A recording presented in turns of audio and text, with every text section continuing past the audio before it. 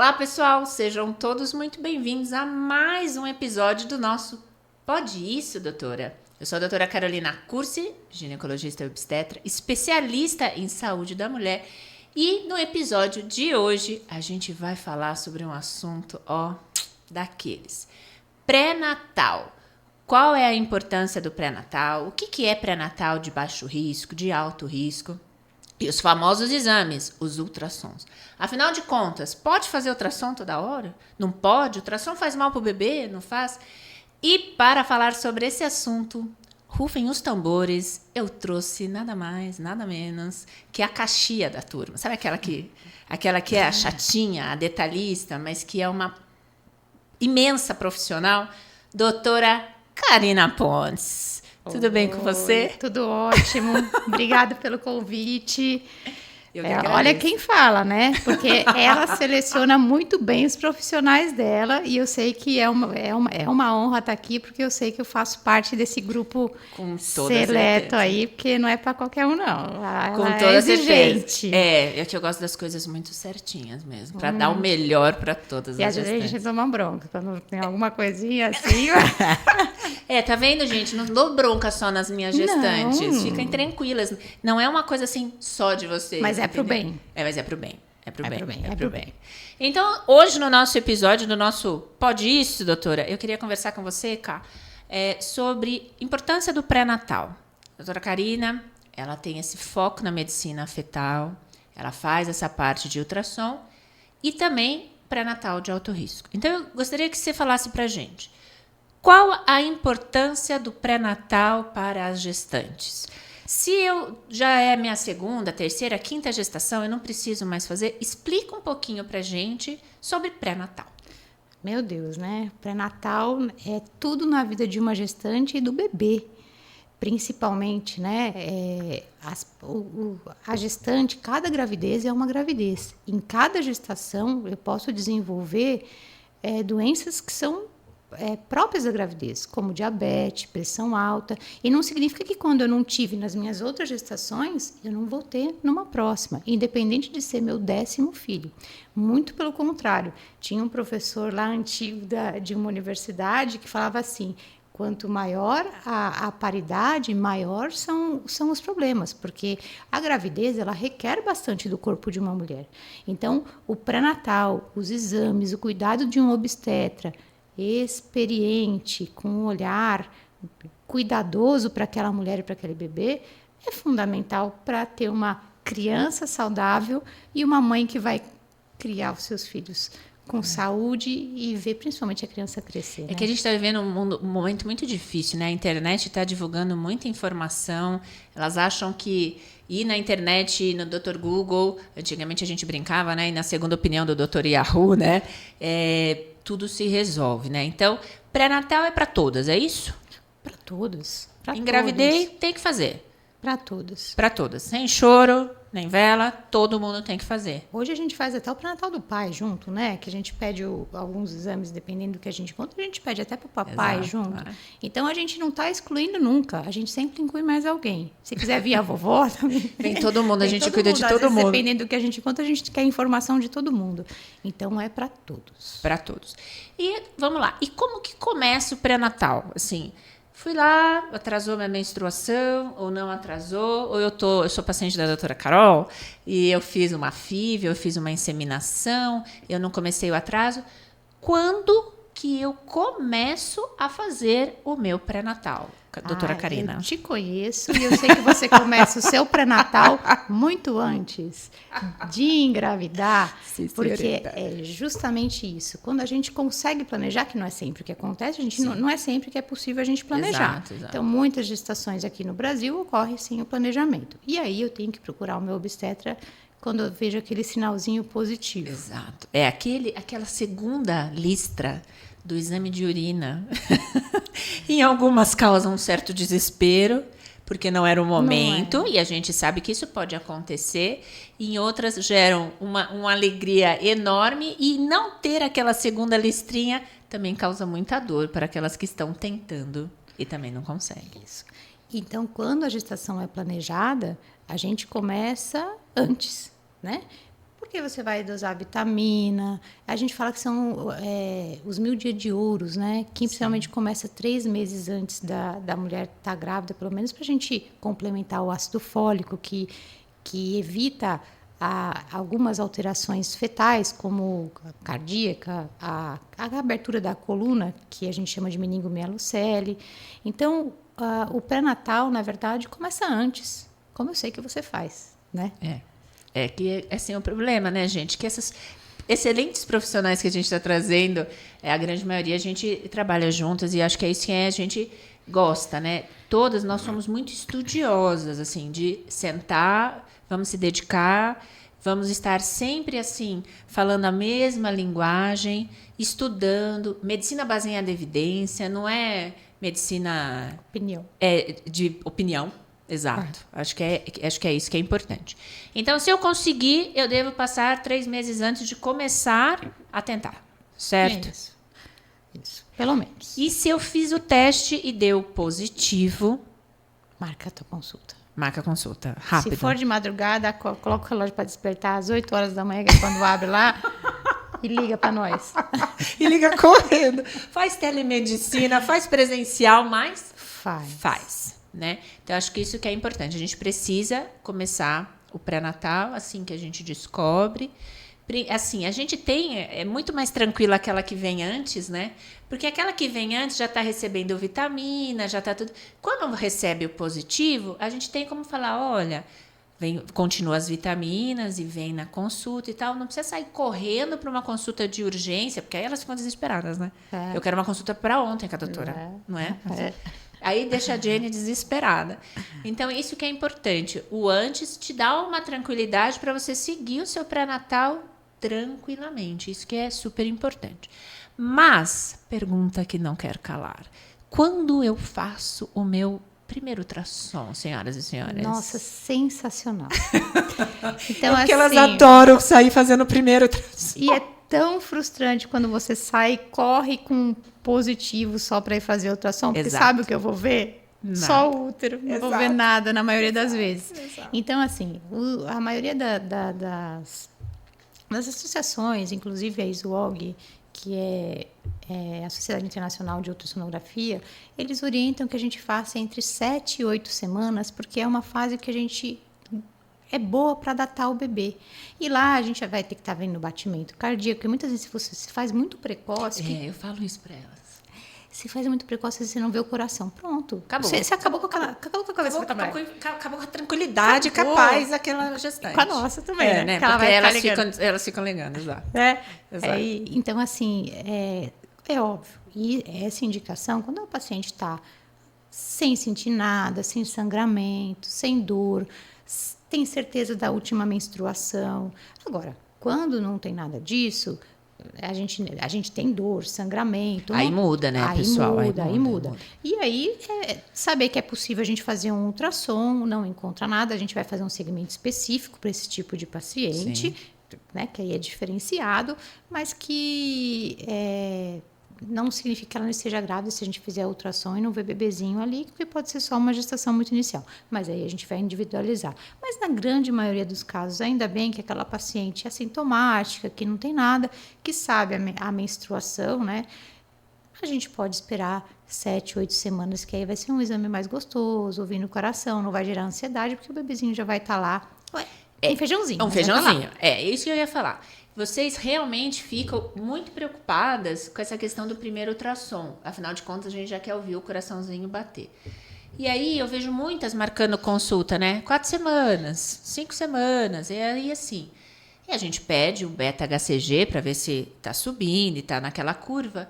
Mas eu falo, você vai deixar de sentir aquela paz se você fizer um ultrassom, como a doutora K falou para a gente aqui, e não tem ainda as estruturas. E tá tudo bem.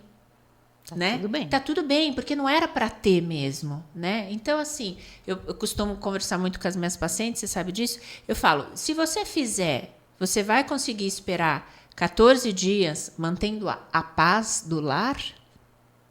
Né? Porque, assim, elas querem ver o bebê e, assim, não aguentam. Então, o primeiro ultrassom recomendado por todas as associações, as internacionais também, entre 7 e 8 semanas. Tá bom, doutora, mas eu fiz. Aí eu não vi o coração. Você viu só o embrião, não tem coração. Com quanto tempo que eu devo repetir? Como é que é? É uma regra? É a mesma métrica para todos? Como é que é? Em média, o embriãozinho cresce 1 milímetro por dia.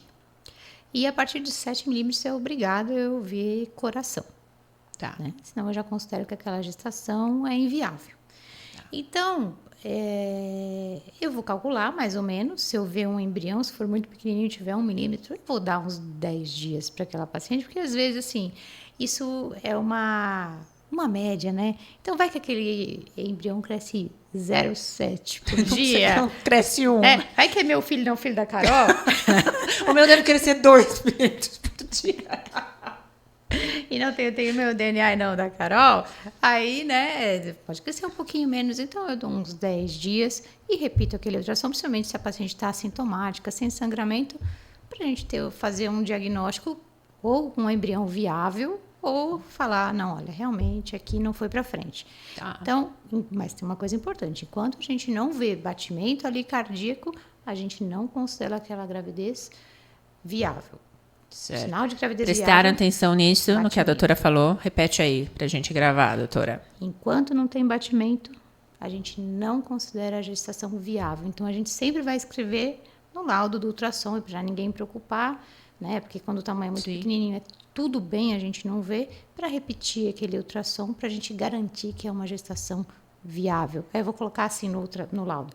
Sugiro repetir o ultrassom para avaliar vitalidade embrionária. Entendi. E tudo bem. Entendi. Então, fiz esse ultrassom, passou, eu tô bem, levei para minha obstetra e tudo mais. Como que a minha obstetra, ela vai me colocar no grupo de pré-natal de baixo risco e de pré-natal de alto risco? Porque a doutora Karina faz pré-natal de alto risco, meninas. É por isso que eu estou colocando ela no cantinho das perguntas. Estou colocando ela no paredão. Então, fala para mim, como que a paciente, ela vai ser classificada entre pré-natal de baixo risco e de pré-natal de alto risco?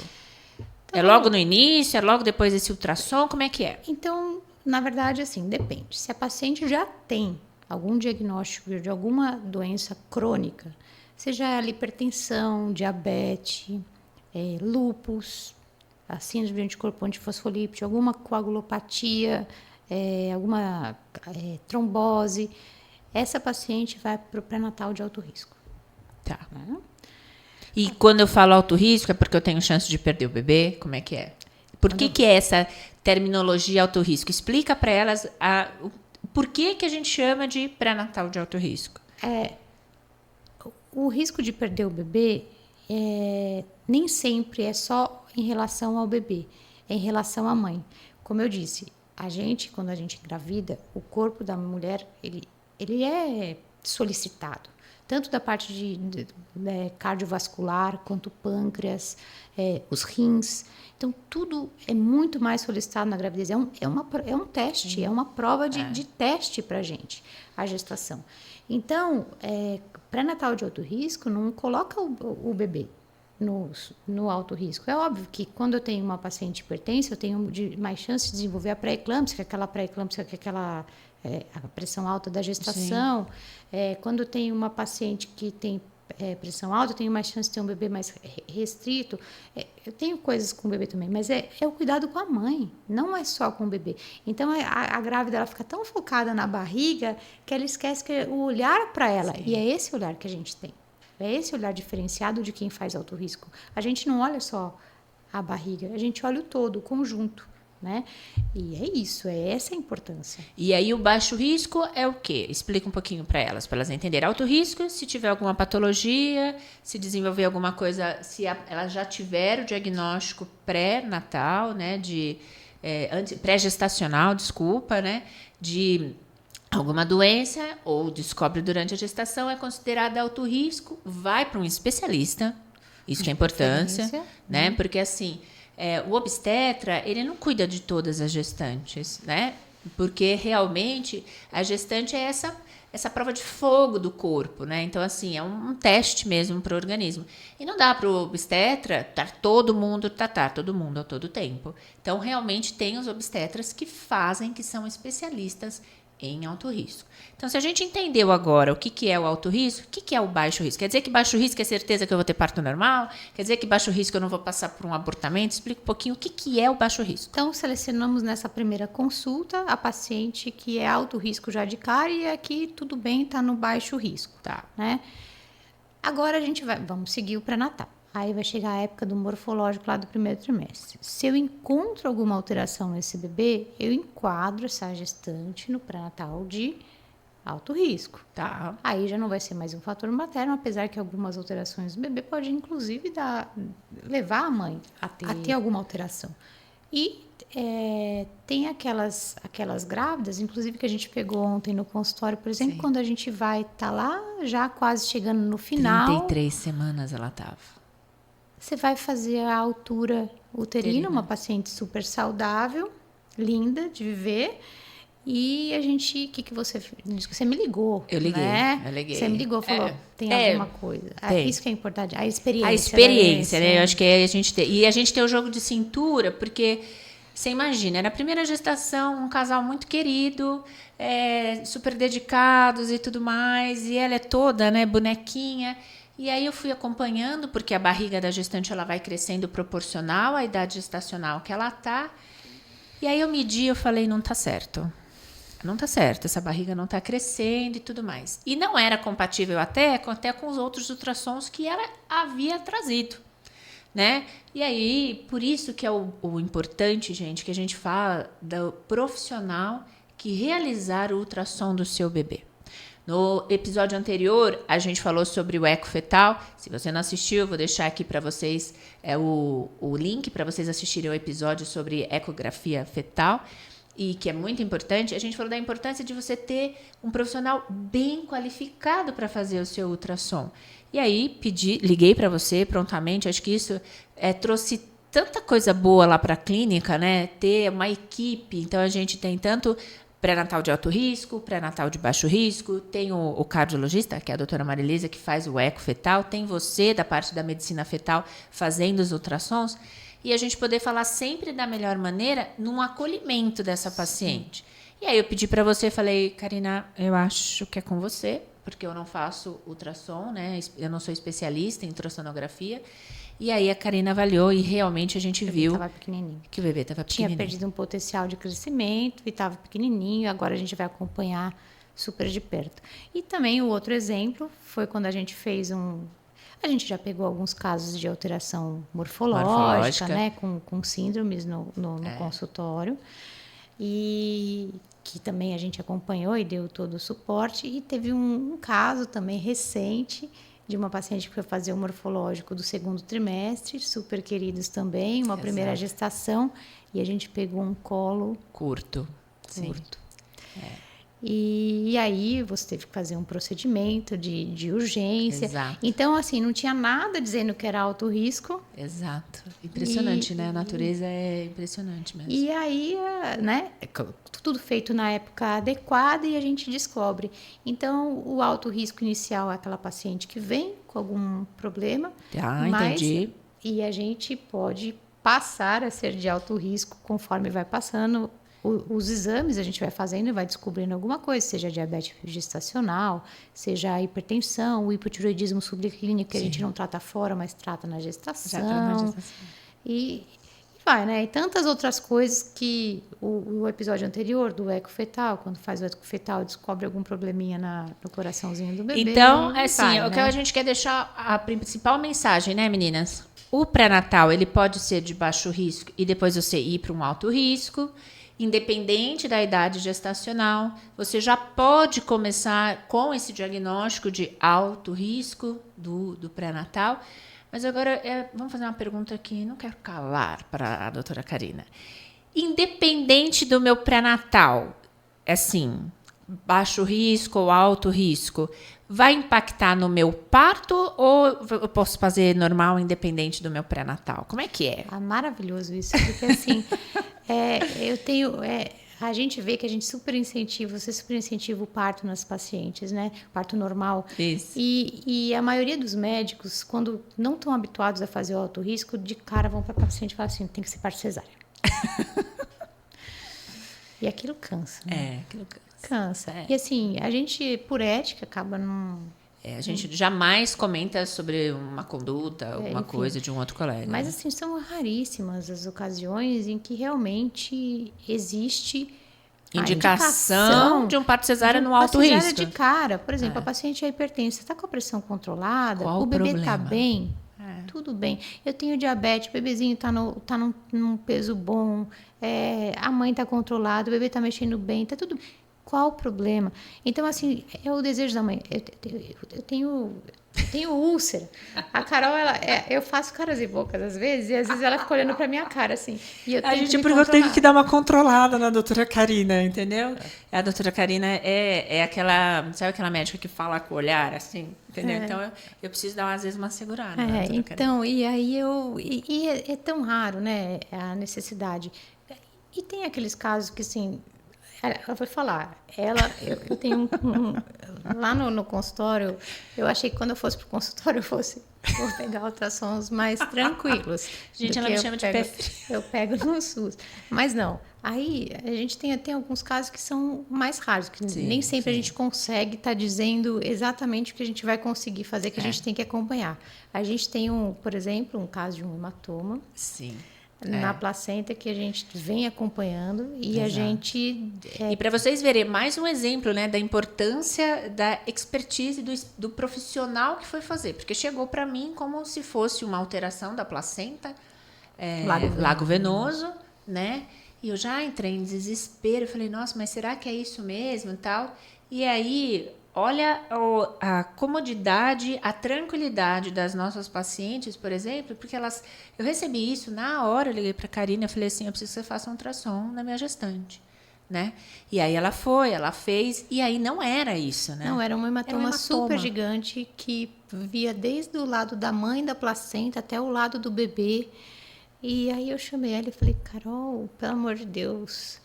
Né? Não é um lago venoso, e eu falei assim, olha, não sei como vai se comportar, tá estável, mas vamos ver. Então, assim, tem algumas coisas que a gente não pega sempre, porque hematominha pequeno, a gente pega, isso não contraindica parto normal, nem nada, né? Sim. Mas, assim, é aquele hematoma grande que ocupa uma área grande da placenta, a gente não sabe nem se o bebê vai crescer, né? Se de repente aquele pedaço que pegou da placenta vai crescer.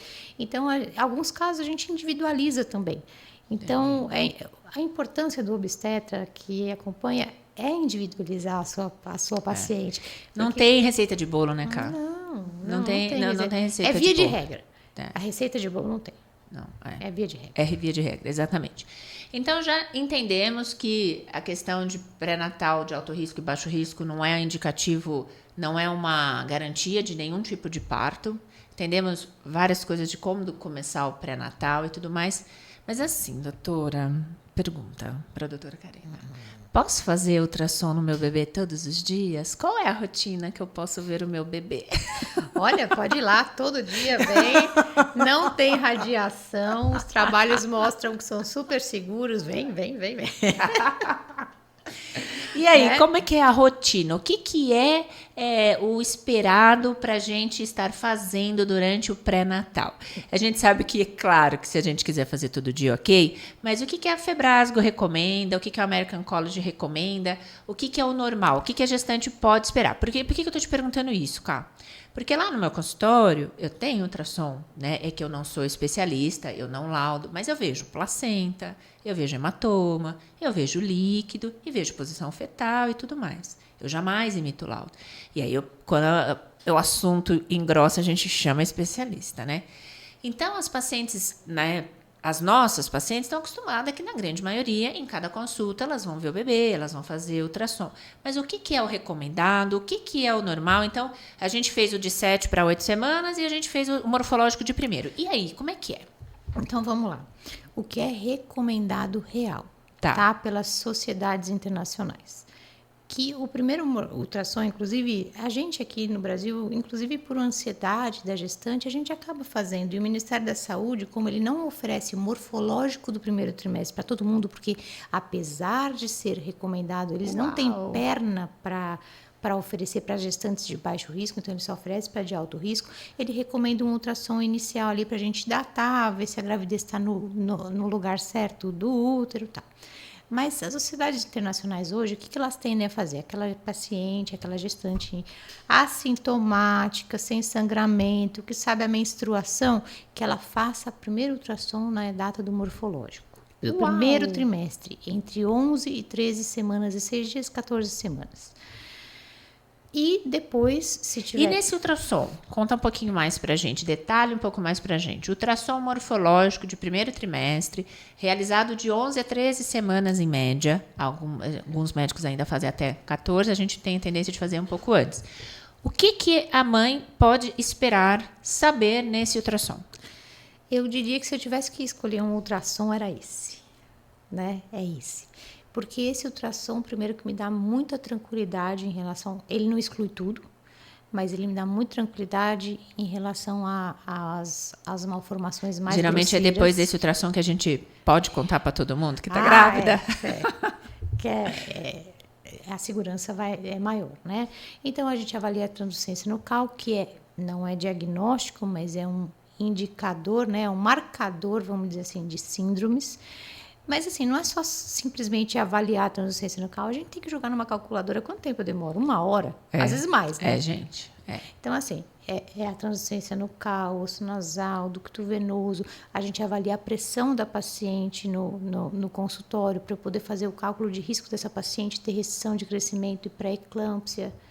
Eu jogo numa calculadora da Fitomedicina Foundation todos os dados da paciente, a história pregressa, a história clínica, para a gente fazer o cálculo de risco dessa paciente. Tem as principais trissomias, né? Que é o Down, 13 que é o Down, 18 e 21. 18 e 21. Já tivemos um caso no consultório de 18, sim.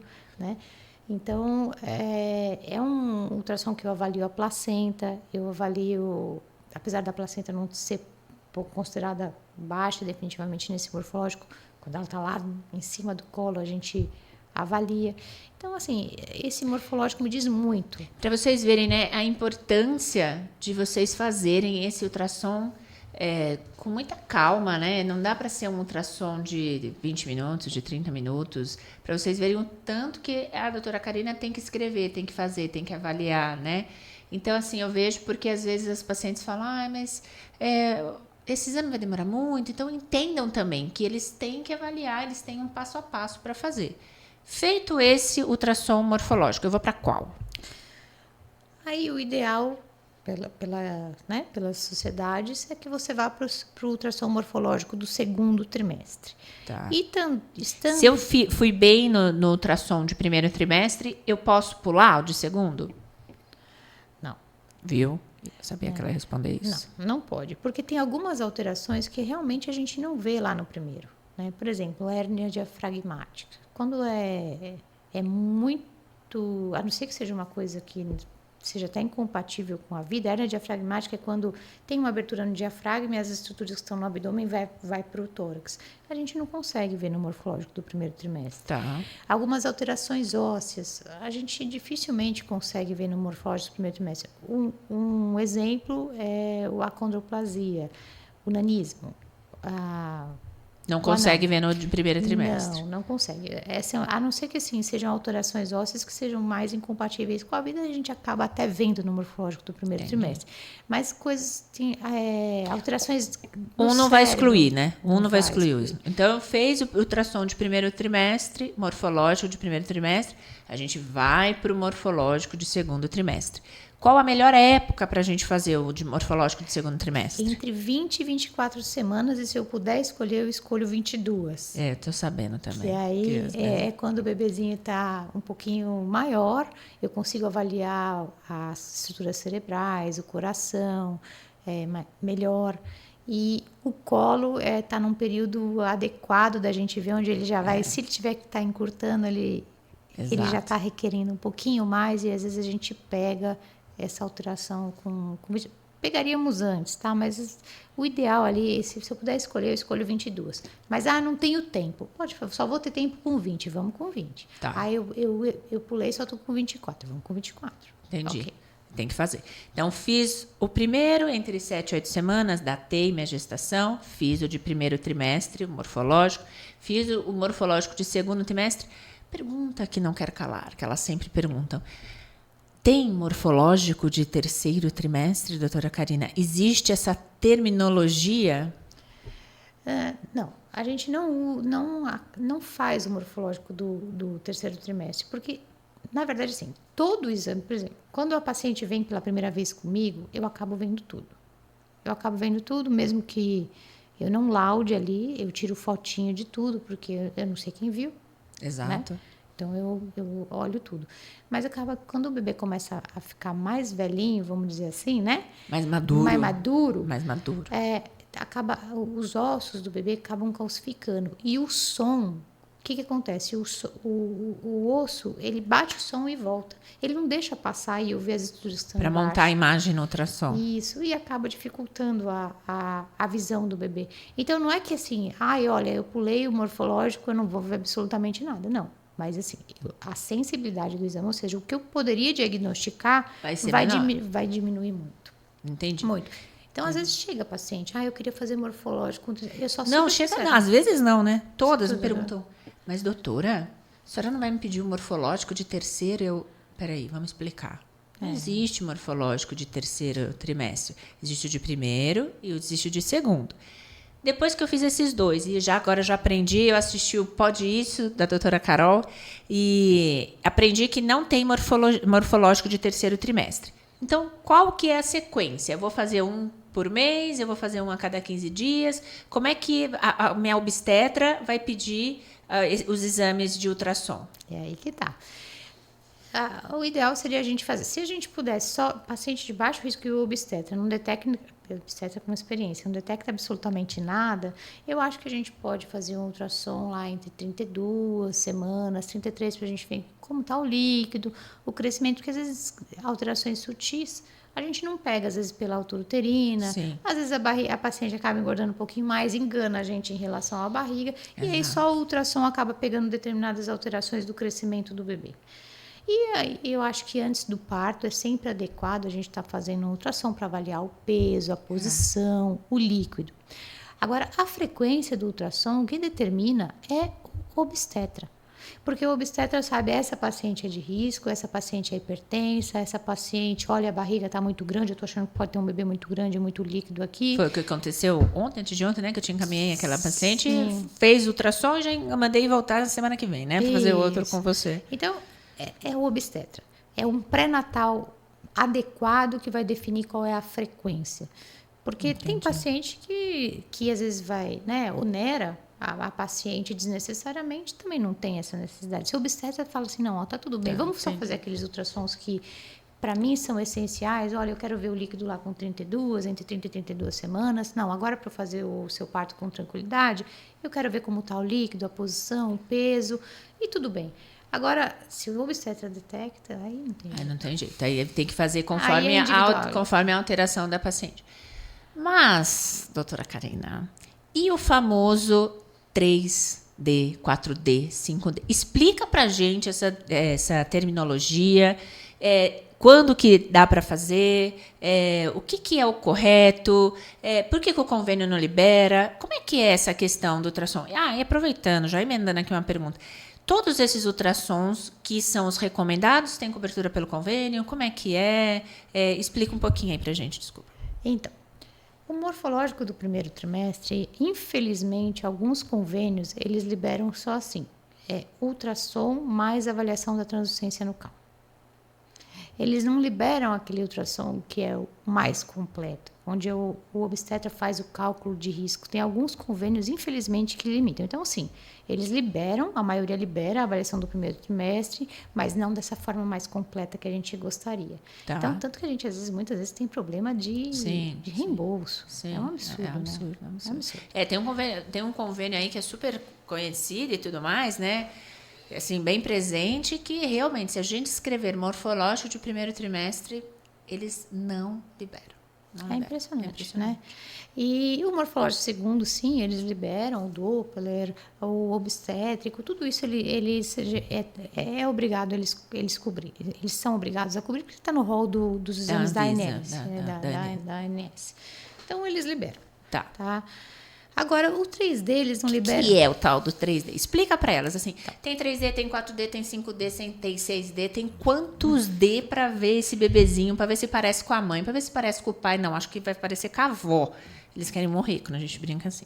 Mas vamos lá, explica como é que é, o que é esse 3D, por que não cobre, o que acontece? Tem indicação de fazer ou não tem? Por que não está no rol? Vamos falar de assuntos polêmicos. Então, vamos lá. O que é o ultrassom 3D? O ultrassom normal. Eu vejo o bebê em cortes, né? Eu não consigo formar uma imagem do rostinho, por exemplo. E aí vocês vão ver lá a cabeça, o nariz, a translucência. Isso é o 2D. São dois planos, como se fosse um quadrado. Um quadrado plano. Aí na hora que eu formo o cubo, que é o tridimensional, é o ultrassom 3D, só que não tem movimento. Né? Entendi. Então eu formo aquela imagem bonitinha, mas eu não pego o bebê fazendo movimento, o cubinho lá, né? O rostinho fazendo movimento. Quadradinho, laranjinha.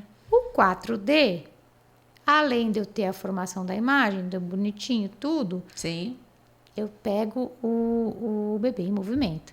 E o 5D é um aprimoramento. Né? O 4D já é um aprimoramento do 3D, porque é Vamos movimento. Combinar, né? Eu já já vi a imagem, já vi o bebezinho, já tô vendo ele em movimento, eu quero melhorar mais o... E melhora, cada dia... Olha, se a gente for atrás da tecnologia, cada dia sai uma coisa, a gente enlouquece. A gente que fica atrás de tecnologia, olha, eu vou te falar, é difícil acompanhar. Então, hoje, a gente está em quantos Ds, doutora? Não, saiu 5D já. Já saiu? Não, gente, olha, eu vou te falar, cada hora é um flash. Elas vão enlouquecer, então, com o 5D? Assim... não tem, né? Disponível, são raríssimos lugares ainda. A tecnologia é super cara, não está disponível. Mas nada mais é do que uma melhoria da imagem do 4D do bebezinho em movimento, do cubinho lá em movimento. Tá. Né? O convênio não cobre porque até agora não foi diagnosticado alguma doença do bebê que só o 3D pega. Ouviram isso, meninas? Prestaram atenção na explicação por que o convênio não autoriza e por que não é uma rotina dos médicos pedirem? Repita para nós, doutora. Então, o 3, 4D não é necessário para diagnosticar até o momento, tá? Porque isso vai mudar doenças no bebê. Então, por isso que o convênio não libera, não faz parte do rol da ANS como um exame necessário para diagnosticar alterações no feto. Aí todos os outros, os demais, Doppler e tudo mais, o convênio libera. Libera porque faz parte do rol. Porque faz parte do rol. E quando que é a melhor época de ver o rostinho do bebê? Porque eu acho essa assim, é demais, né? Porque elas querem esperar. Faz com quantas semanas tal? E eu sempre falo, pergunta para o médico que vai fazer o seu ultrassom. Que às vezes ele tem uma experiência X, ele gosta de tal semana, mas responde pra gente, com quantas semanas? Quando o serzinho colabora com a gente... Sim. Sim, né? Entre 28 e 32 semanas é maravilhoso. Maravilhoso, né? Então, mas lembrando, a gente tem que combinar com o bebê que é dia de pod. Excelente, excelente. A gente tem que avisar, olha, hoje a tia vai te ver. Entendi. A gente vai te ver. Porque se eu chego lá, o bebezinho tá de costas, tá com a mãozinha no rosto, eu não tenho como ir lá tirar a mão. Tem bebê que eu tinha uma pacientinha que, nossa, sim, que toda vez que ela ia, toda vez eu falava, não é possível, eu tenho que ver o rostinho desse bebê, toda vez. Eu tava com a mãozinha assim. E detalhe, lembra como ele nasceu? Não, e como ele foi no consultório depois, quando ela estava dormindo, aí eu falei, não, agora eu vou olhar. Agora ele estava dormindo, eu falei, eu vou acordar, eu quero ver. E tirei a mãozinha do rosto da criança. Foi isso mesmo. Aí teve um dia que ela falou, doutora, para, eu não aguento mais. É verdade, eu não gente. Quero. Foi. E a Karina, ela é assim, sabe aquela médica raiz? Não, se é pra ver, eu vou ver. E aí ela fica. Eu nunca vi Karina agendando 2 pacientes dentro de 1 hora. Nunca. Não, nunca. esquece. Assim, a agenda dela é super espaçada. E aí ela ficou na paciente, ficou. E a paciente sai do ultrassom e depois vem pra consulta comigo, de pré-natal, né? Porque as pacientes que são da Karina fazem ultrassom com ela, pré-natal com ela, e as minhas pacientes fazem ultrassom com ela e vêm para consulta comigo. Aí a paciente falou assim, nossa, doutora, mas a doutora Karina mexeu tanto na minha barriga, mas apertou tanto para tentar tirar uma foto e não tirou, né? Não. O bebê não quis. Não, é o bebê da mãozinha. E teve uma paciente que a gente fez a semana passada que o pré-natal inteiro não me mostrou. E mostrou e ainda deu um sorriso ontem. Foi sensacional. Eu falei assim, aí vai mostrar pro vô a foto. Agora sim. E aí eu falei, filma o vô e manda pra mim a reação. Exato. Mas porque todo pré-natal sem ver, no final Gente, consegue ver. 35 semanas só que a gente conseguiu. Apesar de não ser o ideal. Você conseguiu com 35. Não, porque deixou. Então, uma pergunta assim, Karina. É muito importante, né, a gente entender tantas diferenças dos vários tipos de ultrassom, a importância do pré-natal. Então, é assim, se eu não tiver, vou ser muito direta, e vocês sabem como é que eu sou sem mimimi mesmo, se eu não tiver grana para fazer 3D, 4D, 5D, né, essa tecnologia aí que ainda nem chegou aqui pra gente, eu devo ficar chateada porque eu não consegui? Eu estou perdendo de fazer algum diagnóstico? Eu estou perdendo alguma coisa do bebezinho? Como é que é? Ou eu ligo para a família, põe no grupo lá da família, todo mundo me ajudando a fazer um 3D, 4D porque a doutora mandou. Como é que é? De jeito nenhum. Não vamos onerar o orçamento por causa de um ultrassom que até o momento não vai trazer uma informação além do que a gente já tem. Então, se for para escolher fazer eu quero fazer alguma coisa de qualidade, personalizado, vamos para o morfológico, de primeiro e de segundo trimestre. Que é o que a gente prega, né? Todas as minhas pacientes, eu falo bem aberto para elas, eu falo assim, olha, se eu puder indicar para vocês uma coisa muito importante no ultrassom, né, durante o pré-natal, faça o ultrassom de primeiro trimestre, de morfológico de primeiro trimestre, e o segundo com uma boa profissional. Então, assim, e lógico que todas as minhas pacientes eu acabo indicando para a Karina, mas assim, pela importância. Mas então, se eu não tiver din-din para fazer o de 3D... Eu queria deixar uma outra coisa assim, é muito importante, mesmo que você faça num laboratório, num convênio, escolha um profissional para estar avaliando aquele bebê. Porque é muito importante, por exemplo, teve sempre no consultório, né? Eu vou falar uma coisa para vocês lá, eu tenho uma amostra de gestantes assim, eu posso dar aula do que eu quiser. Ali. Muito rica lá, eu tenho de tudo. Então, aí Graças a Deus, né? Isso significa que a gente tem experiência. A gente tem experiência. Não, experiência não tá na realidade, não. A gente acabou de se formar. A gente está saindo da residência. Então, e o que acontece? Teve uma das pacientes que eu te chamei, né? Eu falei, Carol, olha essa curva aqui. Então, como ela tinha feito todos os ultrassons com a gente foi vendo o bebê caindo no crescimento. Aí, aquele bebê já estava sentado mesmo, eu chamei, falei, Carol, o que você acha? O líquido está mais ou menos, o bebê está caindo. E a gente tomou a decisão, né, de antecipar um pouco o parto, porque a gente achou que aquilo não estava legal. Então, a importância de você estar escolhendo um lugar, um profissional, de preferência com experiência, que te siga, né, para ter esse embasamento. Então, toda vez que eu termino o ultrassom e a paciente faz comigo, eu puxo o gráfico lá, porque o ultrassom ele te dá isso quando você acompanha a paciente. Eu falo, olha aqui, o crescimento do seu bebê, ou quando é pequenininho, eu falo para a paciente entender, olha só, ele estava aqui nesse percentil, olha o que aconteceu com a curva, caiu para cá. Ou o contrário, quando tem aquele bebê que a paciente está mandando carboidrato para dentro, o bebê faz aquela... A vontade do bebê de comer, né? Não, vamos ficar... Esse vai ser um outro episódio inteiro, né? Só se a gente falar dos nossos mitos e verdades de gestação. Então, o pré-natal, ele se encerra? Como é que é o término de pré-natal? Existe fim de pré-natal? Existe alta do pré-natal? Como é que 42 dias depois do parto. Viu, meninas? 42 dias pós-parto é que quando encerra. Ou até um ano depois, né? Dependendo, a gente acompanha essa mulher até se a gente encontrar... Principalmente se for de alto risco, né? De alto risco. Então, assim, não existe tchau do pré-natal. Né? Eu falo isso porque é um outro assunto polêmico, né? A gente sabe que tem aí muitos convênios que acabam cadastrando alguns médicos só para fazer o pré-natal, e aí essa paciente recebe alta e acaba indo para a maternidade e acaba fazendo ali essa questão do parto e tudo mais. Existe um momento ideal de eu procurar a maternidade? O que você aconselha na sua experiência? Se eu me vejo nessa situação, olha, eu vou ter que fazer o pré-natal com o médico e, infelizmente, vou ter que procurar a maternidade para fazer meu parto e tudo mais, né? O que você indica para suas pacientes? Então, vamos lá. Paciente que tem o pré-natal de baixo risco. Porque a gente pode estar falando para paciente que faz no SUS, por exemplo, numa UBS, baixo risco. Eu acho que o momento ideal é entre 39 e 40 semanas ela procurar a maternidade, porque provavelmente tudo para ela ter um parto, se ela é de baixo risco. Baixo risco, o bebê hein, está gente? bem, o ultrassom está com líquido normal, peso adequado, tudo ótimo.